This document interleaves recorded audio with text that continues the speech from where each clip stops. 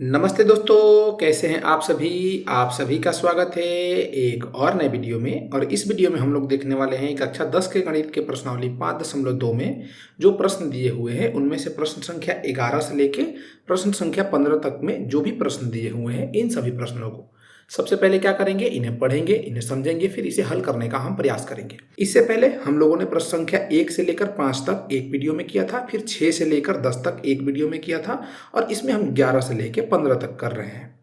इस प्रश्नावली में कुल 20 प्रश्न है और हमने आपसे कहा था कि 5-5 करके 4 भाग में इन सभी प्रश्नों को हम हल करेंगे और छोटे छोटे हिस्सों में इन्हें हम सीखेंगे कि किस प्रकार से हल किया जाता है, ताकि इस प्रकार के आगे आपको जब भी प्रश्न मिले तो आप आसानी से उसे हल कर पाएं। चलिए इस वीडियो की शुरुआत करते हैं। प्रश्न नंबर 11 को पढ़ते हैं। उससे पहले मैं आप सभी को बता दूं कि मेरा नाम है निकेत और मेरा प्रयास ये है कि आपकी गणित में जो भी समस्याएं हैं उसे उस स्तर पे हल किया जाए। तो यदि आप चैनल पे नए होंगे तो चैनल को सब्सक्राइब कर लीजिएगा। यदि जानकारी अच्छी लगेगी तो वीडियो को एक लाइक कीजिएगा और साथ ही साथ अपने दोस्तों को भी शेयर कीजिएगा। यदि आपके मन में कुछ प्रश्न रह जाता है तो कमेंट में आप हमसे पूछ सकते हैं, या आपको डिस्प्ले पे या डिस्क्रिप्शन में एक व्हाट्सएप नंबर दिखेगा, वहां से भी आप हमसे प्रश्न पूछ सकते हैं। अब पढ़ते हैं प्रश्न नंबर 11 को कि प्रश्न नंबर 11 क्या कहता है, फिर इसे समझ के हल करने का प्रयास करेंगे।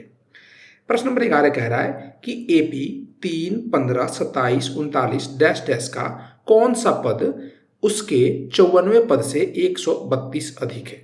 प्रश्न को समझिए कि प्रश्न क्या कह रहा है। हमें यहाँ पे एक एपी दे दिया गया है इस प्रश्न में और कहा जा रहा है कि इस एपी का जो 54वां पद होगा उससे 132 अधिक कौन सा पद होगा। यानी कि हमें एक ऐसा पद बताना है, पद संख्या बताना है जो इस एपी में 54वें पद से 1 से अधिक हो। तो हमें नहीं पता कि कौन सा पद होगा, तो हम मान लेते हैं कि वो nवें स्थान पे होगा। यानी कि इसको हम ऐसे लिख सकते हैं कि मान लेते हैं कि nवां पद जो है वो 54वें पद से, nवें पद को हम an से निरूपित करते हैं और 54वें पद को a54 से निरूपित करेंगे। a54 ऐसा है, जो nवां पद है इस पद से अधिक है। कितना अधिक है? 132 अधिक है। तो यदि इन दोनों को बराबर करना होगा तो या तो हम nवें पद में से 132 घटा देंगे या 54वें पद में 132 जोड़ देंगे। यहां से एक समीकरण बनेगा। इस समीकरण को हल करके हम n का मान ज्ञात कर सकते हैं। तो इसे हल करने के लिए हम क्या करेंगे, सबसे पहले ये मान लेंगे कि माना कि इस एपी का nवां पद क्या है? 54वें पद से 132 अधिक है। हम ऐसा लिख सकते हैं, अधिक है। और यहां पर हम इस एपी से ये जानकारी निकाल सकते हैं कि इस एपी का जो प्रथम पद है, प्रथम पद जो कि हम ए मान के चलते हैं, तो ये ए 3 के बराबर है। और जो इसका सार्व अंतर है, सार्व अंतर हमने सीखा था कि यदि हमें कोई एपी दे दिया जाए तो उसका प्रथम पद और सार्वंतर आसानी से ज्ञात कर सकते हैं। तो सार्वंतर ज्ञात करने के लिए 15 - 3 करके हम यहां से 12 प्राप्त कर देंगे। अब यहां से आगे क्या करेंगे कि इस स्थिति से जो हमें समीकरण प्राप्त होगी, जैसे कि प्रश्न कह रहा है, प्रश्न से कि इस एपी का nवां पद an हो जाएगा। क्या है? 54वें पद से a54 से कितना अधिक है? 132 अधिक है। तो इस प्रकार से समीकरण बनाएंगे तो दोनों बराबर हो जाएंगे। यहाँ पे nवें पद को हम क्या लिख सकते हैं? a प्लस का n-1 इंटू का d, ये सूत्र होता है। इसी प्रकार से 54वें पद के लिए क्या लिख सकते हैं? a प्लस का 54 - 1 यानी कि 53 और d प्लस का 132। ये एक समीकरण बन गया। यहां से देखिए ये a से a कट जाएगा। यहाँ पे हम अगर d का मान रखेंगे तो हमें क्या प्राप्त होगा? n-1 इंटू d क्या है? d 12 है, बराबर का 53 इंटू 12 प्लस का 132 हो जाएगा। इस समीकरण को आगे अगर हम हल करें और यहां से हम n-1 का मान ज्ञात करें तो 12 इसमें गुणा में है, तो 53 गुणे 12 प्लस का 132 में क्या हो जाएगा? 12 से भाग लग जाएगा। और बेसिक हम बट्टा पर का भाग देना जानते हैं, तो यहां से हम क्या कर सकते हैं, इसको लिख सकते हैं 53 गुणे 12 बट्टे का 12 और प्लस से अलग पद करके 132 बट्टे 12 भी हम लिख सकते हैं। यहां से इसको सरल करेंगे तो 12 से 12 ये कट जाएगा, ऊपर 53 बचेगा। इस 12 से कटाएंगे तो ये 11 बार में कट जाएगा। यहां से ये क्या बन जाएगा? n-1 बन जाएगा हमारा 53 प्लस का 11 क्या आएगा? 64 के बराबर आएगा। इन दोनों को जोड़ेंगे तो यहां से n का मान निकालेंगे तो 64 प्लस का 1 यानी कि 65 आएगा।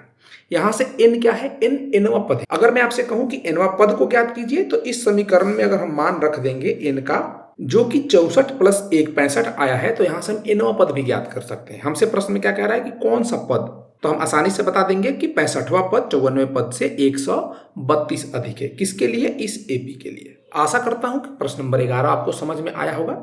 चलिए आगे बढ़ते हैं, प्रश्न नंबर 12 को देखते हैं कि प्रश्न नंबर 12 क्या कहता है। इसे पढ़ते हैं, समझते हैं, फिर हल करने का प्रयास करेंगे। दो समानांतर श्रेणियों का सार्व अंतर समान है। यदि इसके 100वें पदों का अंतर 100 है तो इसके 1000वें पदों का अंतर क्या होगा? ये हमसे प्रश्न पूछ रहे हैं। प्रश्न को समझिए कि प्रश्न क्या कह रहा है।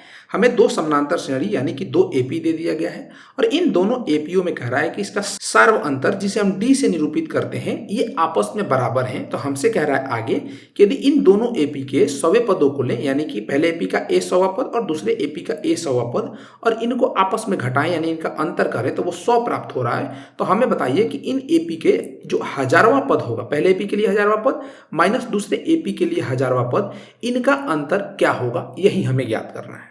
तो यहां पे देखिए हमसे दो स्थिति दे दी गई है कि इन दोनों एपीओ में सार्व अंतर समान है इनका, और 100वें पदों का अंतर दे दिया गया है। तो यहां से हम इक्वेशन बना के यहां से कुछ ना कुछ जो अज्ञात होगा उसे ज्ञात करेंगे और उसके बाद हम आसानी से उस एपी का 1000वां पद का अंतर पूछे या किसी पद का अंतर पूछे हम बता सकते हैं। सबसे पहले यहाँ पे हमें क्या करना पड़ेगा, हमें मानना पड़ेगा कि मान लेते हैं कि जो पहला एपी है, पहला एपी, इसका प्रथम पद क्या होगा। प्रथम पद को हमेशा ए से निरूपित करते हैं। तो प्रथम पद को हम मान लेते हैं, पहले एपी के प्रथम पद को, कि ये छोटा ए है और इसका सार्व अंतर क्या होगा, सार्व अंतर, इसको हम क्या करते हैं, डी मान लेते हैं, डी मान लेते हैं। इसी प्रकार से हम दूसरे एपी के लिए क्या करते हैं, दूसरे एपी के लिए, दूसरे एपी का जो प्रथम पद है, प्रथम पद, इसको कैपिटल ए मान लेते हैं और जो इसका सार्व अंतर है, सार्व अंतर, ये क्या है, डी ही होगा, क्योंकि दोनों का सार्व अंतर आपस में बराबर है। तो इसको भी हम छोटा डी ही मान लेते हैं। दो एपी दे दी गई है, दोनों एपी के लिए हमने प्रथम पद और सार्व अंतर मान लिया है। यदि प्रथम पद और सार्व अंतर मान लिया है तो हमसे कोई सा भी पद पूछेगा उसको हम लिख देंगे। यहां पे हमसे प्रश्न क्या कह रहा है कि इन दोनों एपी के 100वें पदों का अंतर 100 है। इस एपी का एनवां पद ए एन होगा, इसी प्रकार से 100वां पद क्या हो जाएगा, ए 100 हो जाएगा। इस एपी के लिए 100वां पद क्या हो जाएगा, कैपिटल ए का 100, ए एन एनवां पद मानेंगे तो 100वां पद ए 100 हो जाएगा। हमसे प्रश्न कह रहा है, प्रश्न से, कि दोनों एपी के 100 पदों का अंतर 100 है।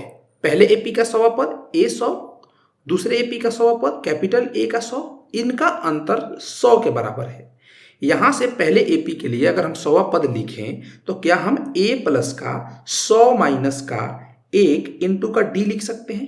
100वां पद, इसको सरल करके हम 99 डी भी लिख सकते हैं। और दूसरे एपी के लिए हम क्या लिख सकते हैं कि पहला पद प्लस का n-1 यानी कि 100 माइनस का 1 इंटू का डी लिख सकते हैं। डी दोनों में बराबर है, ये 100 के बराबर है। यहां से इसको सरल कीजिए, देखिए इसको सरल करते हैं तो आगे क्या प्राप्त होता है, ए प्लस का 100 माइनस 1 99 डी हो जाएगा और माइनस का ये पूरा माइनस में गुणा होगा। इस बात को ध्यान रखिएगा, यहाँ पे हमने ब्रैकेट छोड़ दिया था, यहाँ पे ब्रैकेट होगा।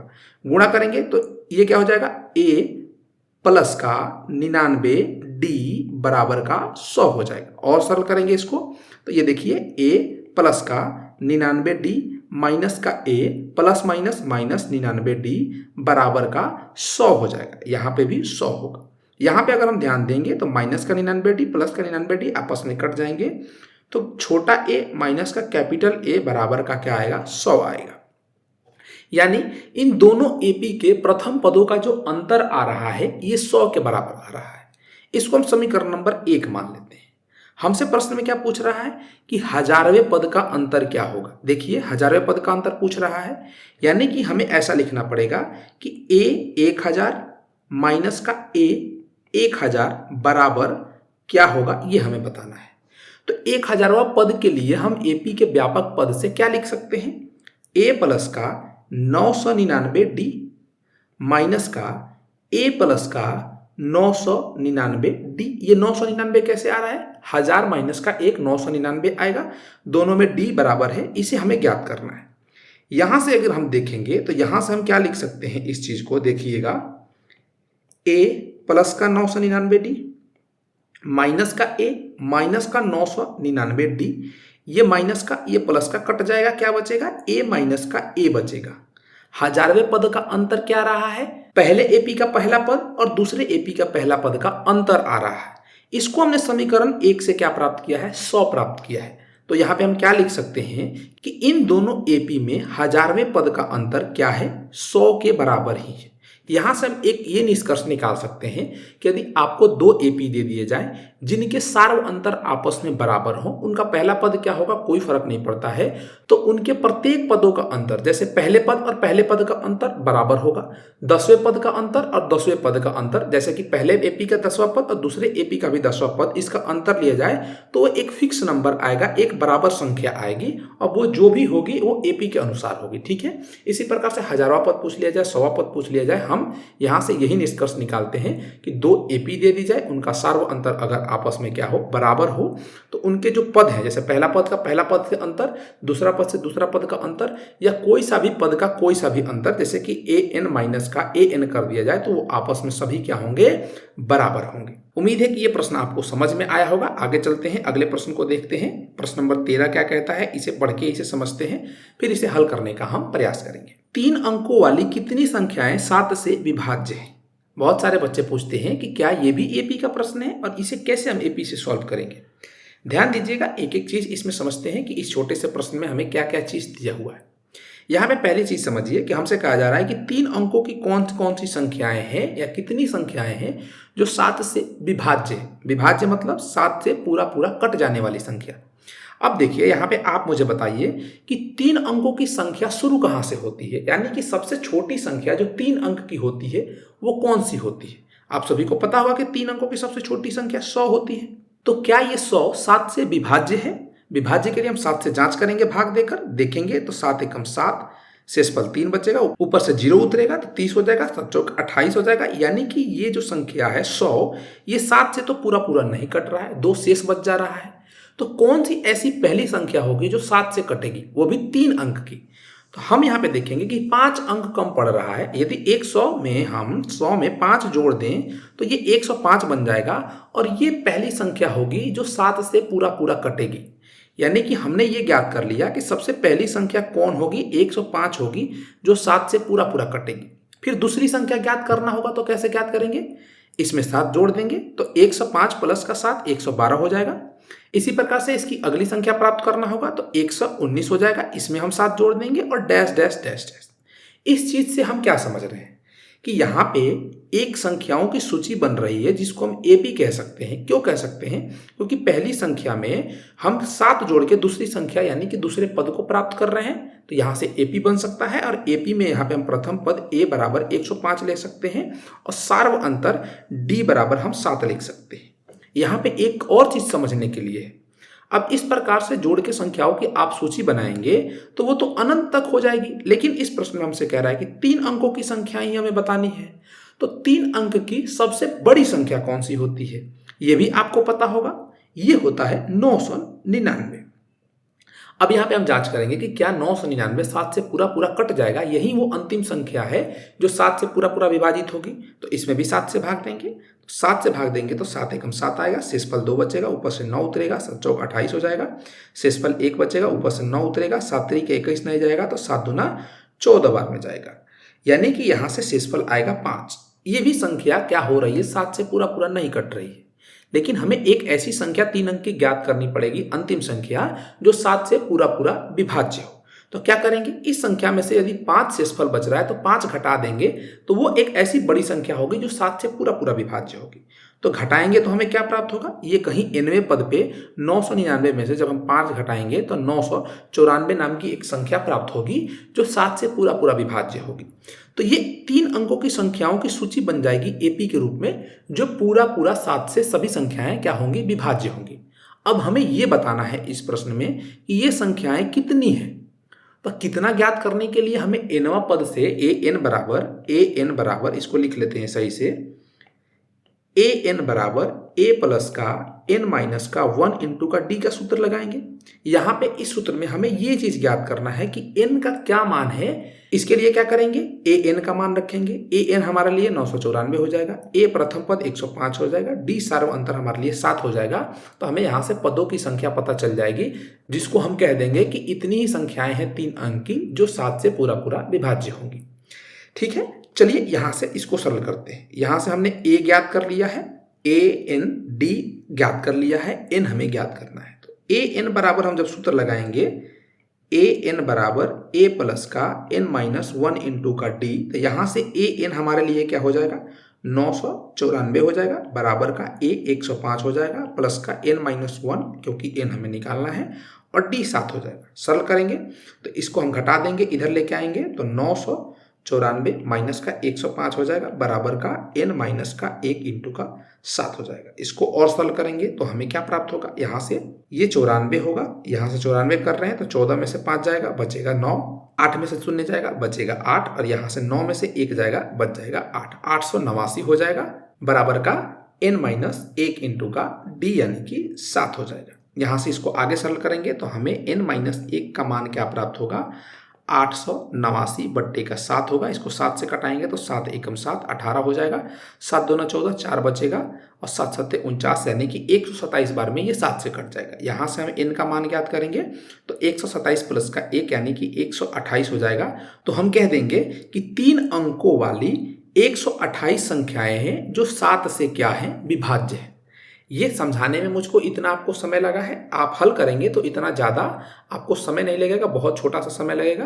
कि ऐसे लिखेंगे कि 3 अंकों की सबसे छोटी संख्या जो 7 से पूर्ण रूप से विभाजित हो 105 हो जाएगी, दूसरी संख्या उसमें 7 जोड़ देने पे तीसरी संख्या ये, और अंतिम संख्या जो 7 से पूर्ण रूप से विभाजित हो ये हो जाएगी। उसके बाद इस AP के लिए हम प्रथम पद लिखेंगे, सार्वंतर लिखेंगे, और ए एन बराबर A plus N minus 1 into D का सूत्र लगा के हम ज्ञात कर सकते हैं। इसी प्रकार से इसी प्रश्न से आप सोचिए कि केवल मैं 7 के जगह 3 कर दूंगा तो आप कैसे इसको हल करेंगे, 2 कर दूंगा तो कैसे करेंगे, 5 कर दूंगा तो कैसे करेंगे। इसी प्रकार से एग्जाम में आपसे प्रश्न पूछे जाएंगे कि आप बताइए कि 2 अंकों वाली कितनी संख्याएं हैं जो 4 से पूर्ण रूप से विभाज्य है। तो क्या करेंगे, 2 अंक की सबसे छोटी संख्या निकालेंगे, फिर 2 अंक की सबसे बड़ी संख्या जो 4 से पूर्ण रूप से विभाजित हो, और क्या करेंगे ए डी और ए एन ज्ञात करके हम यहाँ पे एन का मान याद कर लेंगे और बता देंगे कि इतने अंकों की इस संख्या से विभाजित होने वाली संख्याओं की संख्या क्या है, इतनी है। एपी का सिंपल सा प्रश्न बनेगा। इसी प्रकार से अनेकों प्रश्न आपको घुमा के पूछे जा सकते हैं, तो ध्यान दीजिएगा। यदि ये प्रश्न आप समझ गए होंगे तो इस प्रकार का कोई भी प्रश्न आपसे एग्जाम में पूछ लिया जाए या कहीं किताब में आपको दिया हो तो आप आसानी से हल कर सकते हैं। आशा करता हूँ कि प्रश्न नंबर 13 आपको समझ में आया होगा। यदि कोई भी डाउट होता है तो आप कमेंट बॉक्स में हमसे जरूर पूछिएगा। चलिए आगे बढ़ते हैं, अगले प्रश्न को देखते हैं। प्रश्न क्या कह रहा है कि 10 और 250 के बीच 4 के कितने गुणज हैं। उसी प्रकार का प्रश्न है, यहाँ पे थोड़ा सा हमें शब्दों में घुमा दिया गया है, बस कुछ नहीं करना है। प्रश्न समझिए क्या कह रहा है कि जो 10 है, 10 से लेकर 250 के बीच में 4 के कितने गुणज हैं। 4 के गुणज मतलब कि 4 के पहाड़ा में जो संख्याएं आती है वो कितनी है। तो 4 से सबसे पहली संख्या क्या होगी, 10 के बाद जो 4 से कटेगी यानी कि 4 के पहाड़ा में आएगी। तो यहाँ पे देखेंगे कि 10 के बाद 12 आएगा जो 4 से कटेगा। हम यहाँ पे लिख देंगे कि 4 का पहला गुणज 10 के बाद क्या होगा, 12 होगा। दूसरा इसमें 4 जोड़ देंगे 16 हो जाएगा। इसके बाद 20 हो जाएगा, डैश डैश डैश ऐसे। और 250 क्या हम जांचेंगे कि 250 4 का गुणज है, उससे छोटा हमें ज्ञात करना है। तो 4 से इसमें भाग दे देंगे 250 में, तो 4 छक्के क्या हो जाएगा 24 हो जाएगा। शेषफल 1 बचेगा, 10 आएगा, 4 दूना का 8 हो जाएगा, यानी कि शेषफल 2 बचेगा। यानी कि 250 4 से विभाजित नहीं हो रहा है, यानी कि 4 का गुणज नहीं है। कौन सी संख्या होगी 250 से छोटी जो 4 की गुणज होगी। शेषफल क्या बच रहा है 2, तो इसमें से घटा देंगे तो क्या बचेगा 248 बचेगा। यानी कि अंतिम संख्या वो होगी इन दो संख्याओं के बीच में 248 जो 4 का गुणज होगा। अब यहाँ से देखिए एक संख्याओं की सूची प्राप्त हो गई जो एपी में है। यहाँ से हम एपी में है तो प्रथम पद ज्ञात कर सकते हैं, ए बराबर का 12, सार्वंतर डी ज्ञात कर सकते हैं, डी बराबर 16 माइनस का 12, हमने पहले से प्राप्त है 4, तो 4 हो जाएगा। अंतिम पद को हम एल से निरूपित करते हैं तो एल बराबर 248 हो जाएगा। इसको हम ए एन भी लिख सकते हैं। अब हमें बताना है कि इस एपी में कुल कितने पद हैं, पद संख्या बता देंगे, उसके अनुसार ये हमें प्राप्त हो जाएगा कि 10 से 250 के बीच में 4 के कितने गुणज हैं। क्या करेंगे, ए एन का सूत्र लगाएंगे, ए एन बराबर ए प्लस का एन माइनस 1 इंटू का डी लगा देंगे। यहाँ से ए एन क्या मान लेंगे हम 248 बराबर का ए हमारे लिए क्या हो जाएगा ए 12 हो जाएगा, प्लस का एन ज्ञात करना है तो एन माइनस का 1, डी क्या है 4 है। सरल करेंगे 248 में से 12 जाएगा 236 हो जाएगा, बराबर का n माइनस का 1 इंटू का 4 हो जाएगा। यहाँ से n माइनस का 1 अगर हम ज्ञात करते हैं तो 236/4 हो जाएगा, यानी कि कितना हो जाएगा n माइनस 1 बराबर कितना हो जाएगा, इसको कटाएंगे तो 5 बार में जाएगा 20 हो जाएगा, 3 बचेगा, 3 ऊपर 6 उतरेगा, 36 हो जाएगा, 9 चौका 36। n का मान ज्ञात करेंगे तो 59 प्लस का 1 बराबर का 60 हो जाएगा। n का मान ये 60 हो जाएगा और n यहाँ पे क्या है, 10 से लेके 250 के बीच में 4 के गुणजों की संख्या है, तो हम इसे भाषा के साथ लिख देंगे। यहाँ पे देखिए, मैं आप सभी को केवल समझाने का प्रयास कर रहा हूँ कि इस प्रकार के प्रश्न आपको मिलते हैं तो आप किस प्रकार से करेंगे। यदि आप चाहते हैं कि इन सभी प्रश्नों के हल आपको भाषा के साथ मिले तो आप डिस्क्रिप्शन चेक कीजिएगा, वहाँ पे इन सभी प्रश्नों के हल डिस्क्रिप्शन में भाषा के साथ एक PDF रूप में मिल जाएंगे, तो आप उसे डाउनलोड कर लीजिएगा।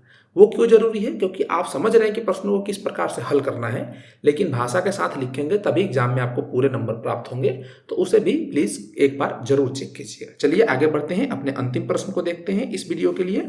15 नंबर प्रश्न। 15 नंबर प्रश्न क्या कहता है, इसे पढ़ के समझते हैं, फिर हल करने का प्रयास करेंगे। 15 नंबर प्रश्न कह रहा है कि n के किस मान के लिए दोनों समानांतर श्रेणियों 63, 65, 67 डैश डैश डैश और 3, 10, 17 डैश डैश के nवें पद बराबर होंगे। यहाँ पे समझिए प्रश्न क्या कह रहा है, हमसे n का मान पूछ रहा है, यानी कि किस लिए, दो समानांतर श्रेणियां दे दी गई है, पहला समानांतर श्रेणी ये, दूसरा समानांतर श्रेणी ये, इनके nवें पद आपस में बराबर हैं, तो n का मान क्या होगा। अब ध्यान दीजिए, इस AP के लिए हम A ज्ञात कर सकते हैं, A बराबर क्या हो जाएगा 63। D ज्ञात कर सकते हैं, D बराबर 65 माइनस का 63, यानी कि हमें 2 प्राप्त होगा D का मान, D बराबर 2, A बराबर ये प्राप्त कर सकते हैं। इसी प्रकार से इस AP के लिए भी हम A और D ज्ञात कर सकते हैं। A क्या हो जाएगा 3, D क्या हो जाएगा 10 माइनस का 3 यानी कि 7। अब इस AP में हमसे कहा जा रहा है कि इन दोनों AP के nवें पद आपस में बराबर है। nवें पद यानी कि इसका an और इसका an आपस में बराबर है, तो इसका an क्या होगा, पहले AP के लिए a प्लस का n-1 इंटू का d हो जाएगा। इसके लिए क्या होगा, a प्लस का n-1 इंटू का d, दोनों आपस में बराबर हैं। यहाँ पे देखिए हमने दोनों के लिए a ही लिख दिया है, ऐसा आप मत लिखिएगा। यहाँ पे क्या होगा, इसका AP का पहला पद a1, इसका d1 हो जाएगा, इसका a2, इसका d2 हो जाएगा। तो यहाँ पे भी हम लिख देंगे a1 d1 और a2 d2। n के लिए क्या करना है, तो n में एक समीकरण बनेगा, तो n के लिए हम n ही रखते हैं, ठीक है। यहाँ से पहले AP के लिए पहला पद क्या है 63 है, प्लस का n-1 इंटू का d क्या है d1 हो जाएगा, यहाँ पे 2 बराबर का a2 क्या है 3 है, प्लस का n-1 इंटू d2 क्या है 7 है। सरल करते हैं इन समीकरणों को, सरल करेंगे तो हम क्या पाएंगे, ये हो जाएगा 63 प्लस का 2n माइनस का 2 बराबर का 3 प्लस का 7n माइनस का 7। इसको और सरल करेंगे तो हमें क्या प्राप्त होगा, इसको सरल करते हैं, 63 और यहाँ पे माइनस का 2 है तो ये 61 हो जाएगा, प्लस का 2n हो जाएगा, बराबर का क्या हो जाएगा 3 माइनस 7 माइनस का 4 हो जाएगा और प्लस का क्या हो जाएगा 7n हो जाएगा। इसको और सरल करेंगे तो हमें क्या प्राप्त होगा, यहाँ पे देखेंगे, इसको सरल करेंगे 4 इधर आएगा तो ये 65 बन जाएगा और 2n उधर जाएगा तो 7n माइनस का 2n 5n हो जाएगा। यहाँ से हम अगर n का मान ज्ञात करेंगे तो 13 5 65 प्राप्त हो जाएगा, यानी कि इन दोनों APO में 13वां पद क्या होगा, आपस में क्या होगा, बराबर होगा। तो इसको भी हम भाषा के साथ लिख देंगे कि अतः इन दोनों APO में n बराबर 13 के लिए दोनों पद आपस में क्या होंगे, बराबर होंगे। आशा करता हूं कि ये सभी प्रश्न आपको समझ में आए होंगे। यदि कोई भी डाउट आपके मन में रह जाता है तो आप हमसे कमेंट बॉक्स में जरूर पूछिएगा, या व्हाट्सएप पे पूछना चाहते हैं तो व्हाट्सएप पे पूछ लीजिएगा। चलिए फिर मिलते हैं अगले वीडियो में, तब तक के लिए पढ़ते रहिए, मजे करते रहिए। जय हिंद।